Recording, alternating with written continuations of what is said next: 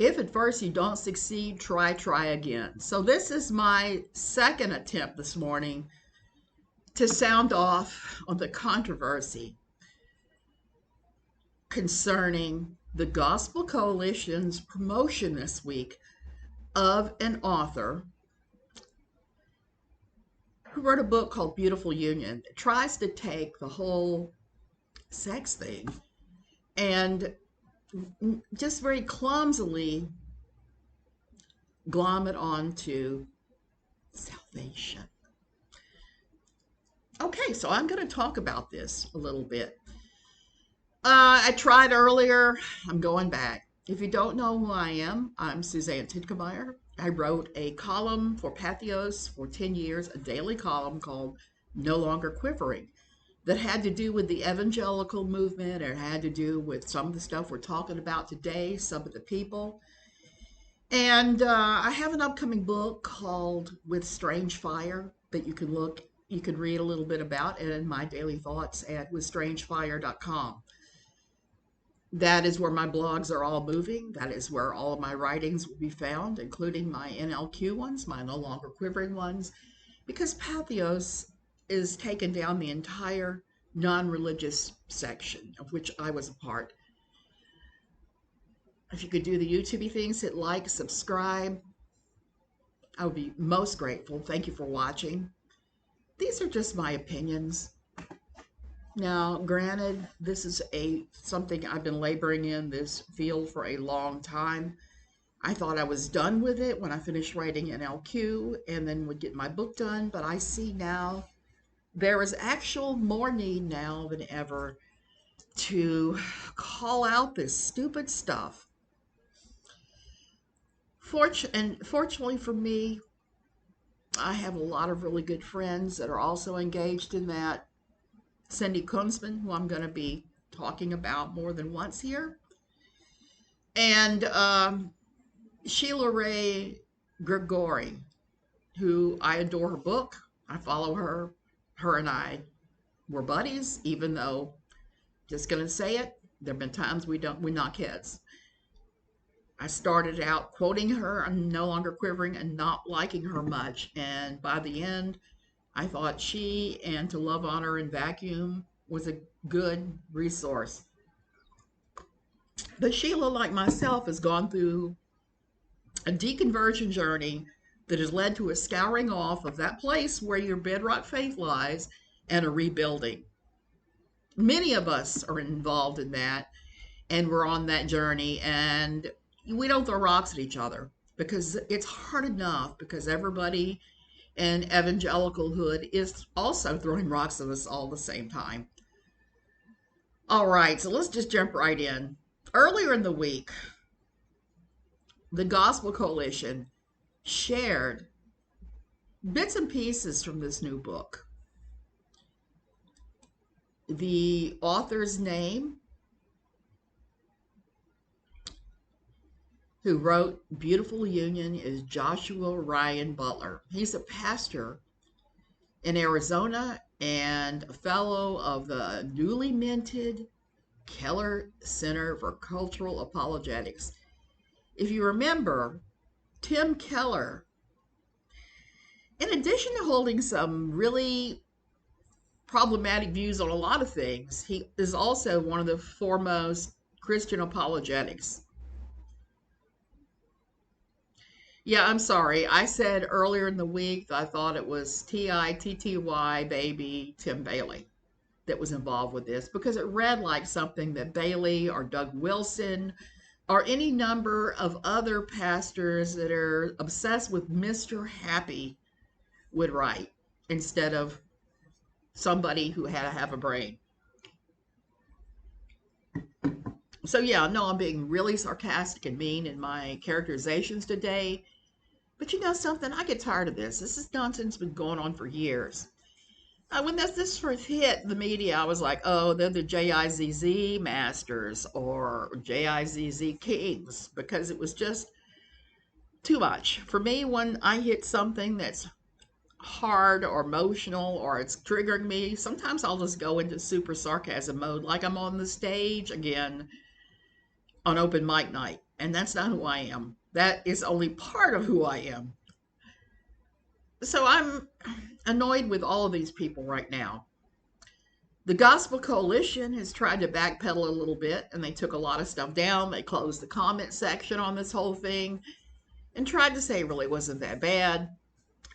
There are a lot of people that did reviews for the back jackets. You know, the little blurbs where it said, magnificent book, blah, blah, blah, blah, blah. Well, there are a pile of Christian authors and influencers who have reviewed this stupid thing and have said things like it was magical and wonderful and did massage your ego or whatever, who've had to backtrack from that. And most of them admitted that they, A, took money for a review, and B, didn't read the entire books. I laughed because one of the guys said he didn't read the entire book, he only read 20% of it, and had taken the money for a review, said that he didn't feel that way, didn't seem to understand that the most problematic part of the entire book is in chapter 1. If you only read 20% of the book, how did you miss chapter 1? Chapter uno. I would like to know that.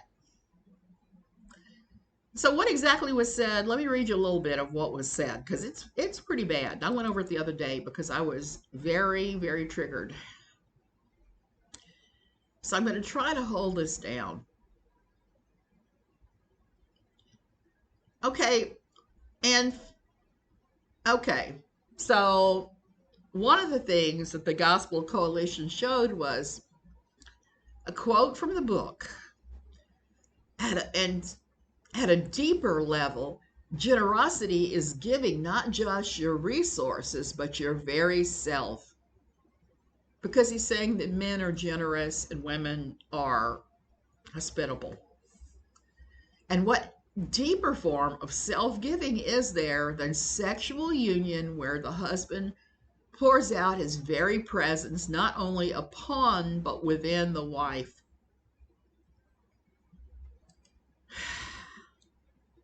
Why is this reading like a bad porn? I have seen pornographic films where this kind of action takes place, where somebody is pouring their essence onto somebody instead of into somebody. And I don't like porn. I hate porn, but I have seen some porn. I was married for a very short period of time, many, many years ago, way before I met my beloved Jim. And my ex-husband was obsessed with pornography and other things. And I got to experience things at a young age that no one has any business experiencing. Pornography exploits women, it cheapens sex. And as far as I'm concerned, those are the reasons to avoid it. Much less the reasons that Christian men babble out, but they tend to consume it in far higher numbers than other groups.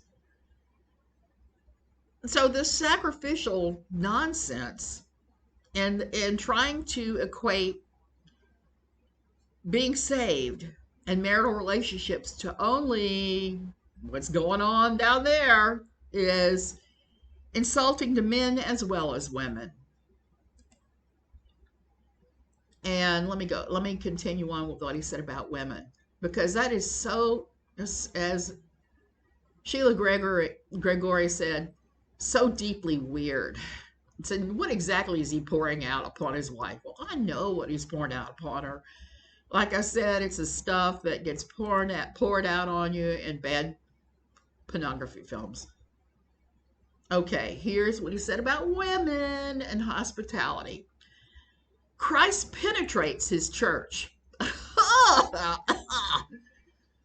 with the generative seed of his word and the life-giving presence of his spirit, which takes root within her and grows to bring new life into the world. Oh my gosh, he just equated Jesus to a peen. And the words of Jesus and the actions of Jesus to something entirely different.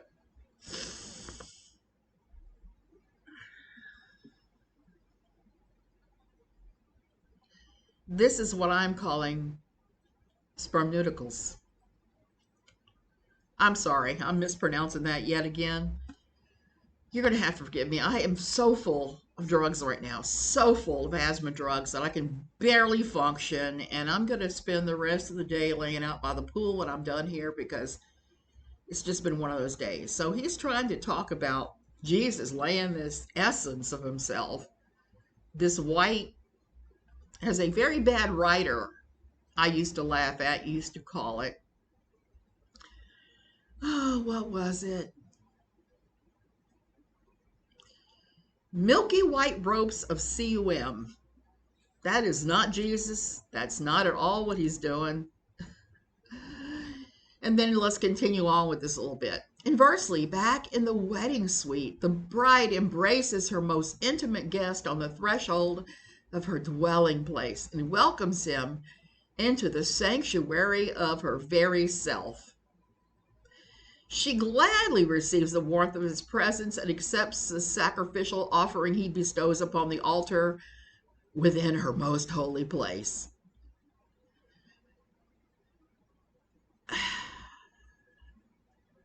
Sheila Gregoire was writing about this, and she titled her article, "My Vagina is Not My, quote, most holy place." I agree. Now, Sheila did not jump into the fray very early on because Sheila, like Sheila does, tends to be more reflective. Now, Cindy and I did, because I already did a video about this, and I was ranting and raising my hands and carrying on. Another really sick day where I was just so triggered by this. I was telling my husband why this stuff triggers me and about stuff that I carried out from our old church and about why this triggers me and about my ex-husband and about pornography and everything else. And said, when I hear stuff like this, I just automatically go into that extremely triggered place. I just do. And I can't seem to help myself. Now, I noticed that several people were making fun of triggers yesterday, and triggers happen. I don't blame my triggers on this stuff. I just get the hell away from it. But when I can't get the hell away from it, and it's pushed on me, you get this stuff. That's when I start going, oh no, oh no. So Sheila condensed down what he meant.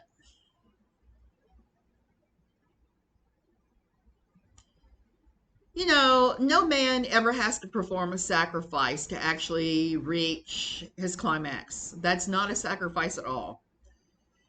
Also, it's not a sacrificial offering. Your JIZZ is not a sacrificial anything. It just infuriates me that they're trying to make it that way. And this is all about a man's understanding and experience of sex. It doesn't take into the fact that ladies enjoy sex too. Like I've said earlier when I was doing this, sex is not dirty. It's a natural part of our experiences as humans. We're all made for it. We're all made for sex. We're all have different types of sexuality and desires and all of that, and none of that is dirty or sinful. It just is who we are. That's the way we're hardwired. And I hate that they tried to make something that we are biologically hardwired to want as some kind of holy whatever, because it's definitely not. It is our biological urges. And another point is in this theology and this understanding of all of this, the woman's enjoyment does not factor in at all, much less her permission or anything else. She's just supposed to lie back and think of England, as they used to say back in the old Victorian times, where when a mother gave her daughter advice for being married, would say, lay back and think of England. Or as my grandmother apparently said to my mother, lay back and think about the crap you're going to buy. Except she didn't say it quite like that. That supposes that women get nothing from sex. I don't know about any of you guys, but I don't want to participate in sex if I'm not reaching Shangri-La, as somebody I know says. It is the reason to have sex. I don't care how you wrap it in religion, you wrap it in psychology, whatever. We all benefit from sex in some way, shape, or form. If not, why would we do it?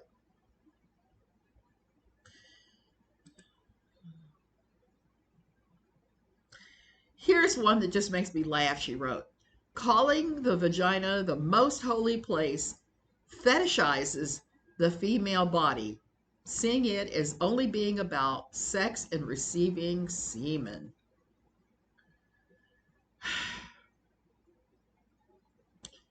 Ignoring women's daily physical experiences like this is deeply flawed. Well, hello. I can tell you back when I was writing for NLQ, we at one point had a troll, and I'm not totally convinced it wasn't somebody we're writing about, who anytime we would reference female pleasure, female needs, and sexuality, this person would downvote the comments or try to strike the article. And it became kind of funny. I used to have to say, hey, whoever this is that thinks women shouldn't be having fun in the bedroom, to knock it off. Not all of us feel that way.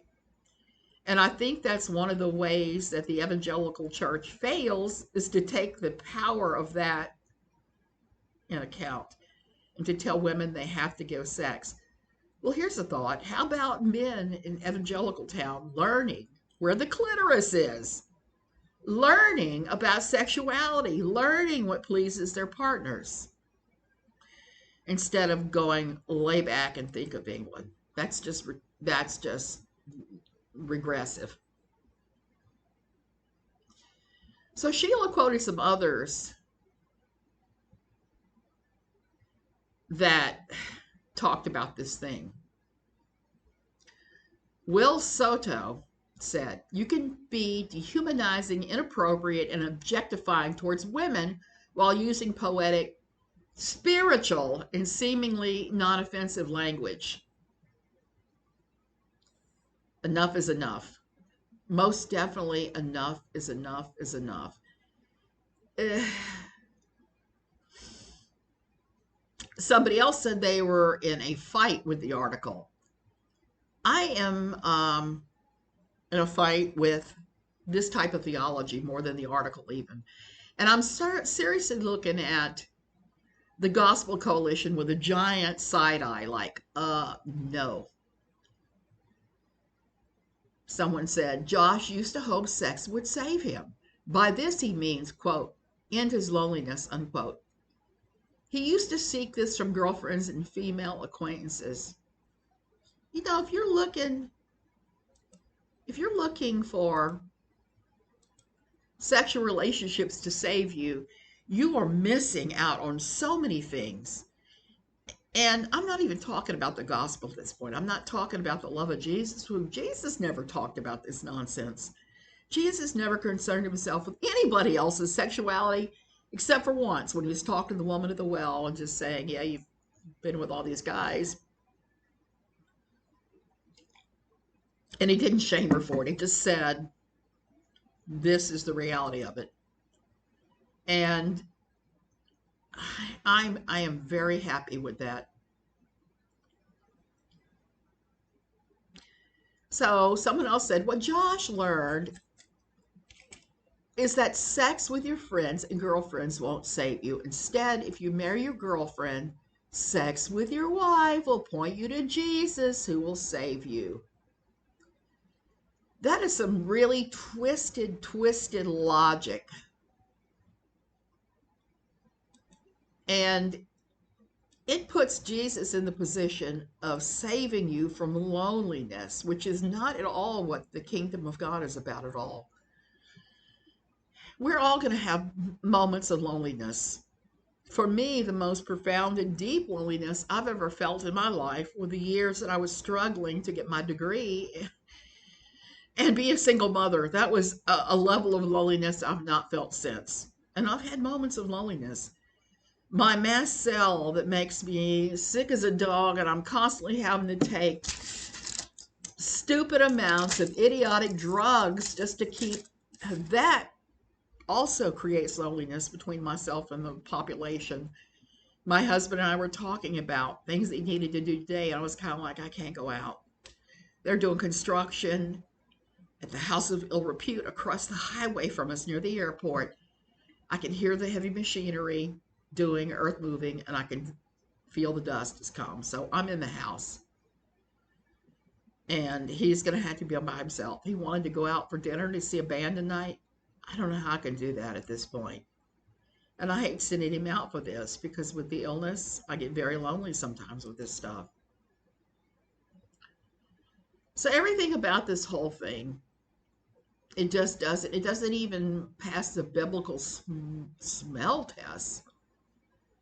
It doesn't have a damn thing to do with atonement at all. Um, it harkens back to God's sanctuary, God being in the sanctuary because of purifying blood sacrifices. Um, Sex is not a blood sacrifice, again. And I think that the church would be a much better place if we taught about practical things, like the fact that sex is not dirty or wrong. What's dirty or wrong is when people take something that is supposed to be between a man and a woman that's pretty sacred in its own weird way, but not entirely connected in any kind of spirituality, and try to commodify it. That is the sick, twisted thing. And that's the thing that's a sacrifice. When you take the real experience and you sell the world on the fake experience. Okay. Let's see. I'm reading through my notes and.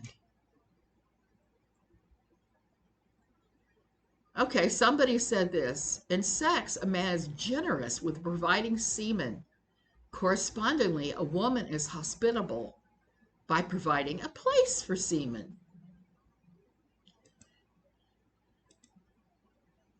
Yeah, even if that place is on your skin. I got to throw this out too. Zsa Zsa Gabor used to say that was the best cream for your face to prevent aging. I don't know about that, but I kind of hate that I know that she said that.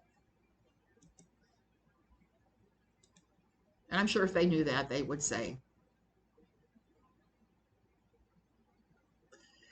So ejaculation is not atonement and creation at all.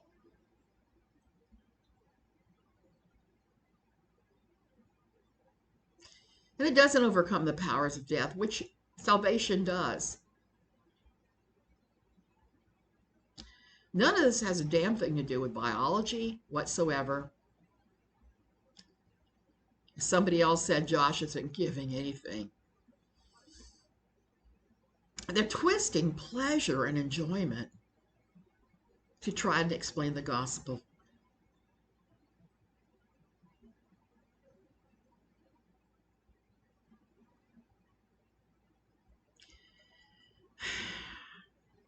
And this is something else that Sheila said. Isn't really sex. This is penis worship. Because, in evangelical town, guys like Joshua Ryan Butler, in their opinion, sex ends when the man reaches Shangri-La. Not when a woman is having pleasure in Shangri-La or any of that, but just with male. It's all about the man. It's all about worshiping the holy penis. And I can't tell you how sick I am of hearing this and seeing this and this imagery and how it's now embedded in the national psyche of evangelicals. It's what makes patriarchy the most gross and disgusting thing in its own weird way.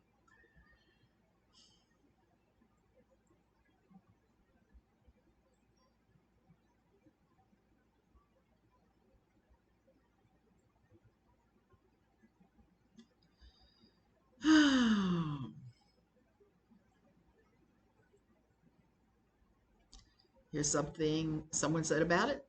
There is a perfunctory note that during sex, both partners give and receive. But for Josh, the thing that women receive and men give is just semen. That is the full purpose of sex. Nope. Somebody else said this is just porn with wedding rings on. Yep. Yep. You can find Josh's view of sex on Pornhub right now.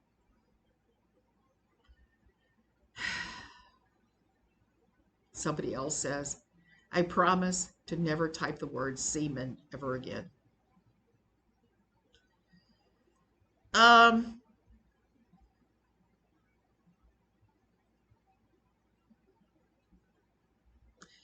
You have to be really careful when you're using metaphors to describe God, because frequently all you're doing is trivializing him.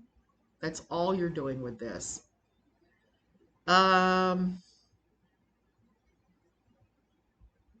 There is a particular kind of toxic masculinity that is attracted and attached to evangelicalism that this is just part of.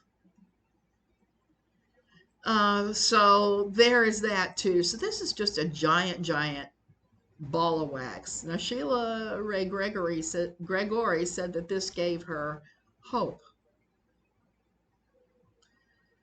I'm glad she sees hope. I don't.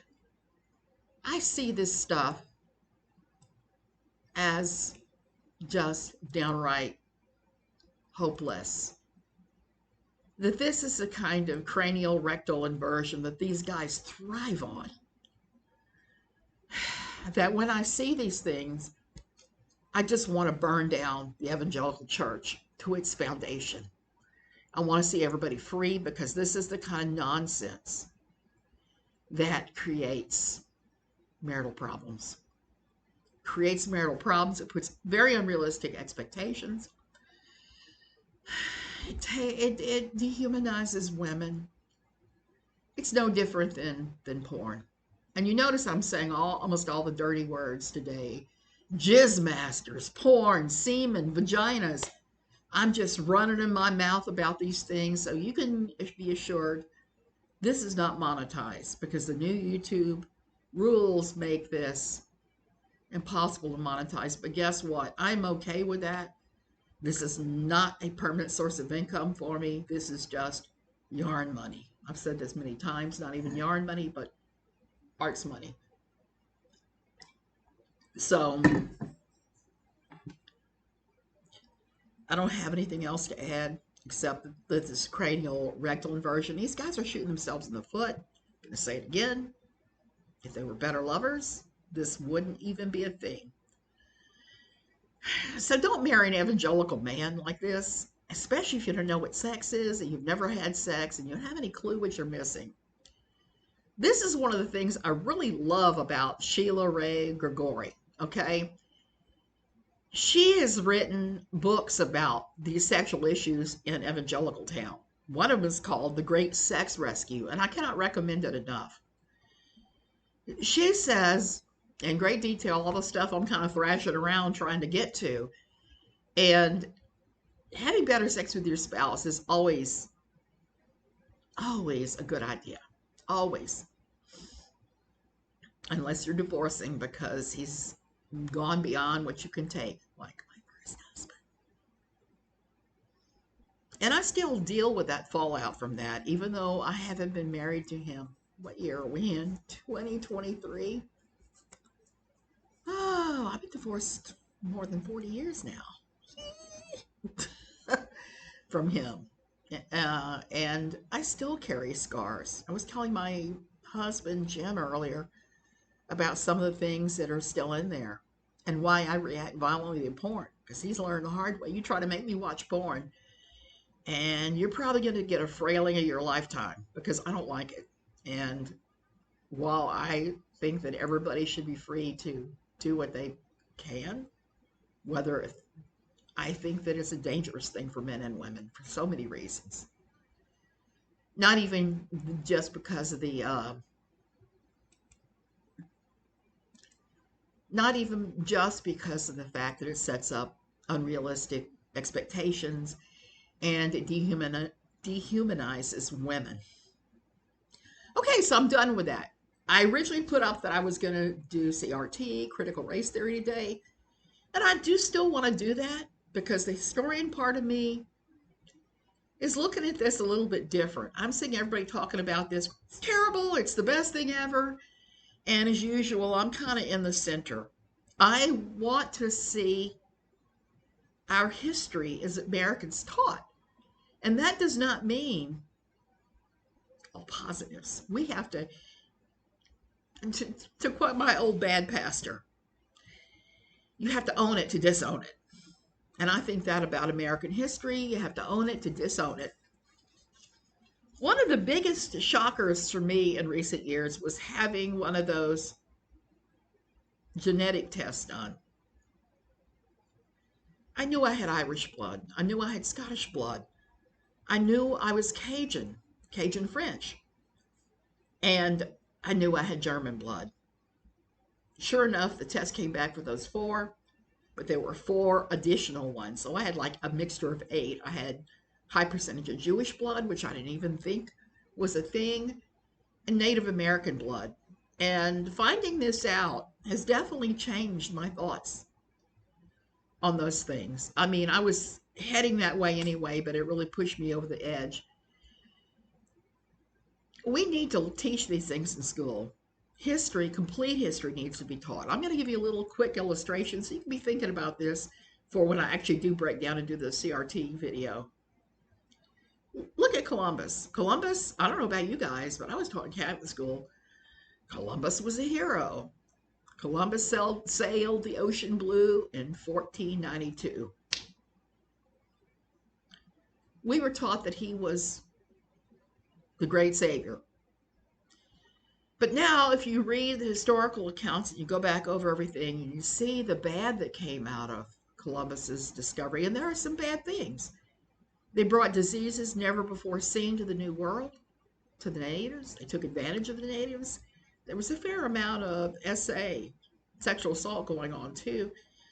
So there was all these negatives too. And and when I was coming up, they didn't teach any of that. I was telling my husband yesterday, I didn't even know about Black literature until I was in my 20s, my early 20s. And there was like a 4-year span there that I was just reading almost every Black author I could get my hands on to understand that experience just a little bit.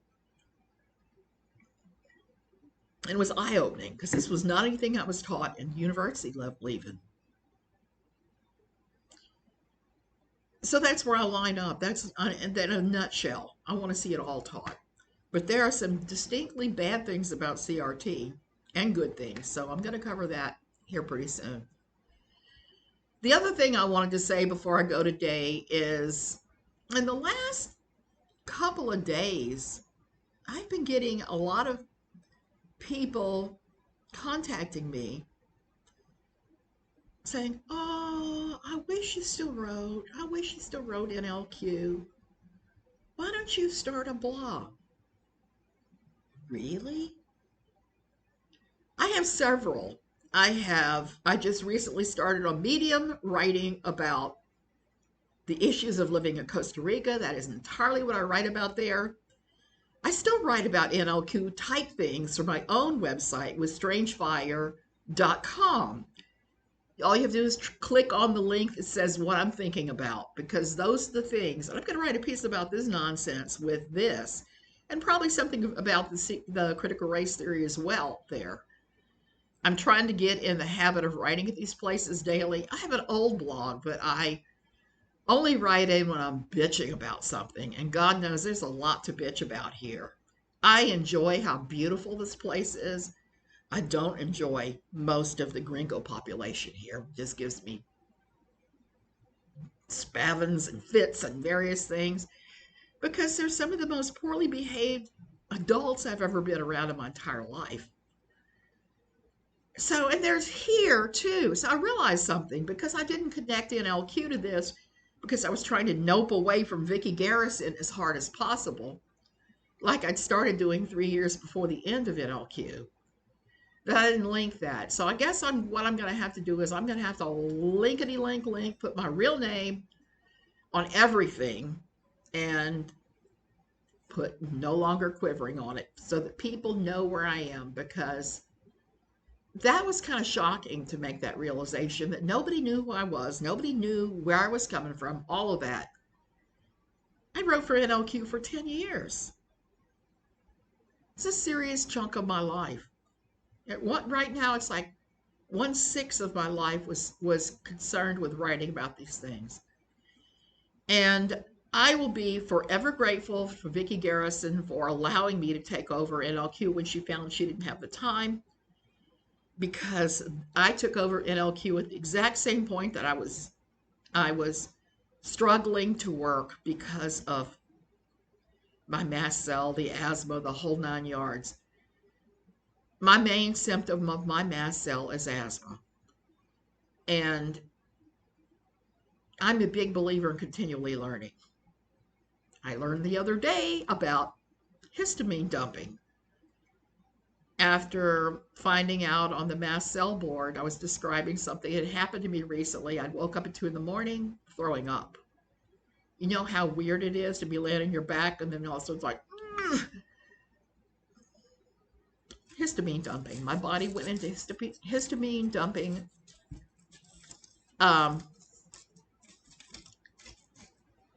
Right around 2 a.m. And apparently that's common, 2 or 3 a.m. and it can mess with your sleep and various things. So now I have a bigger piece of the puzzle.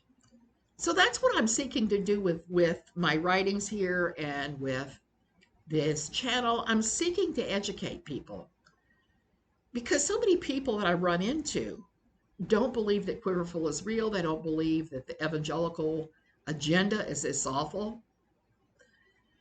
And the evangelical agenda, they try to disguise it. Right now on Reddit, there's a big thing going on where He Gets Us is advertising like mad. And I can't even block the damn ads. And they won't let you comment on them. He Gets Us is from a very toxic wing of evangelical town. And they are disguising who they are and what they're doing by hiding behind the robes of Jesus, by saying He gets us.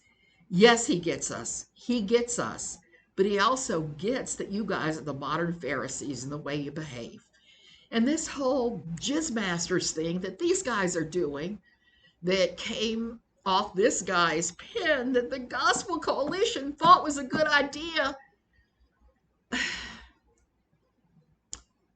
He gets that too. He also gets that there are a lot of us that are struggling to rebuild whatever faith looks like in the aftermath of the painful reckoning that is a deconstruction journey. And make no mistake about it, it is a deeply, deeply painful journey before you even have people like the He Gets Us people tossing rocks at us. Okay, you guys, I have ranted long enough today. I'm going to go swimming. I'm going to stare at monkeys and quadrumundis and parrots and try to quit thinking about this, because this is just, my poor husband, I'm ranting like crazy. So I'm trying to limit my ranting to my friends like Cindy Kunzman. And if you haven't read Cindy's writings, she writes at Under Much Grace, blogspot.com. And Cindy is far more intellectual than I could be. She really breaks it down in some of the most thought-provoking ways. Cindy, I adore you. I'm sending people to you if you can. And also, you might want to see Sheila Wray Gregoire. She used to write a blog called To Love, Honor, and Vacuum, but now it's baremarriage.com. And Bare Marriage is another one of her books. She's got other books coming out. She also has been on this horrible journey of deconstruction. So is Cindy.